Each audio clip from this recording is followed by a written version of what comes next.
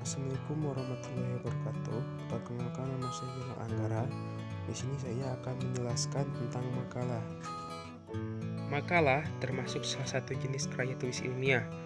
Karya tulis ilmiah dihasilkan oleh pengarang yang bersikap ilmiah. Bersikap ilmiah berarti mandiri. Oleh karena itu, penulis yang bersikap ilmiah menghasilkan sendiri hal-hal yang baru. Tanpa sikap ilmiah yang cukup memadai, seorang penulis tidak mungkin menghasilkan karya tulis ilmiah.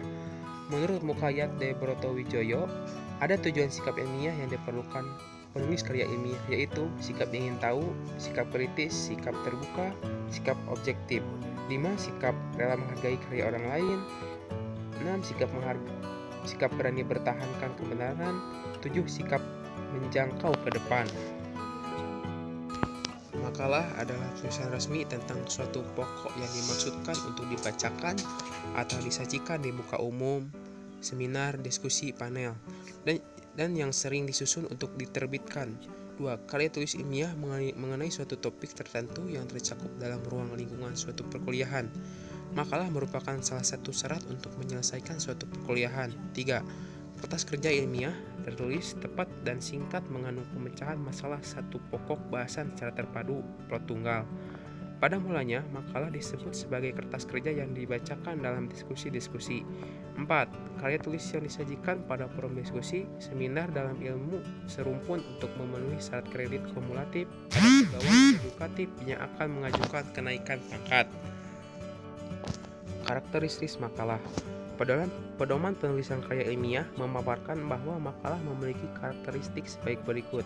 A. Merupakan hasil kajian literatur dan atau laporan pelaksanaan suatu kegiatan lapangan seperti penelitian, penyuluhan, dan pelatihan yang sesuai dengan cakupan permasalahan suatu perkuliahan.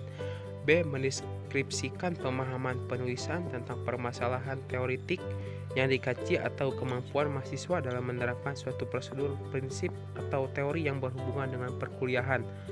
C. Menunjukkan kemampuan penulis terhadap isi dari berbagai sumber yang digunakan. D. Menunjukkan kemampuan penulis meramu berbagai sumber informasi dalam satu kesatuan sintesis yang utuh. Sistematika makalah. Penulisan makalah memiliki sistematika yang berbeda-beda, tergantung pada ketentuan lembaga atau editor yang akan menerbitkan makalah tersebut. Salah satu sistematika makalah terdiri atas pendahuluan, isi, dan penutup. Namun selain itu, dapat juga ditambahkan pokok-pokok bahasan lainnya, misalnya abstrak, ucapan terima kasih, dan daftar pustaka. Dapat pula makalah memuat judul abstrak, pendahuluan, bahan, dan metode hasil dan pembahasan simpulan, ucapan terima kasih, dan daftar pustaka. Secara rinci, setiap butir diuraikan sebagai berikut. Judul. Informatif, singkat, dan jelas. Di bawah judul dicantumkan nama penulis tanpa derajat kesarjanaan atau tanpa alamat kerja. Data kesarjanaan dan alamat kerja dicantumkan dalam catatan kaki dalam satu halaman dengan judul. Abstrak. Abstrak memuat inti permasalahan, tema, atau tujuan. Cara penelitian dan hasil. Panjang abstrak tidak lebih dari 3% dari panjang naskah. Pendahuluan. Pada bagian ini dikemukakan persoalan yang akan dibahas, latar belakang masalah, prosedur, pemecahan masalah, dan sistematika uraian. Bahan dan metode. Bahan berisi penjelasan secukupnya tentang spesifikasi. Metode mengandung uraian tentang cara kerja yang mencakup jalannya penelitian, analisis hasil, dan jika perlu menyebutkan metode statik yang dipakai. Makalah dapat dibedakan menjadi 3 macam. 1. Makalah deduktif, membahas masalah atas dasar kajian teori tertentu yang relevan dengan masalah yang dibahas.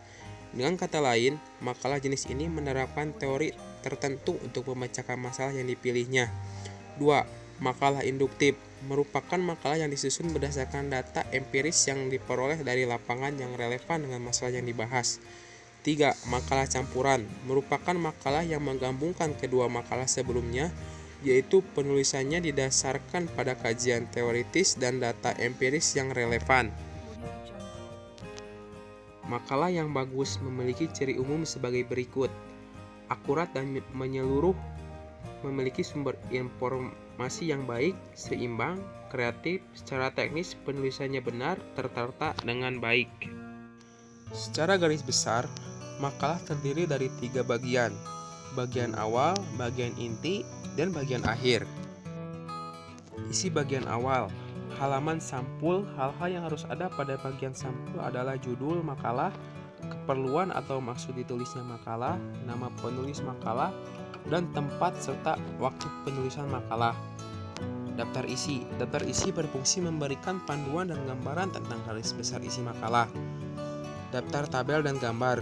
Penulisan daftar tabel dan gambar juga dimaksudkan untuk memudahkan pembaca menemukan tabel atau gambar yang terdapat dalam makalah.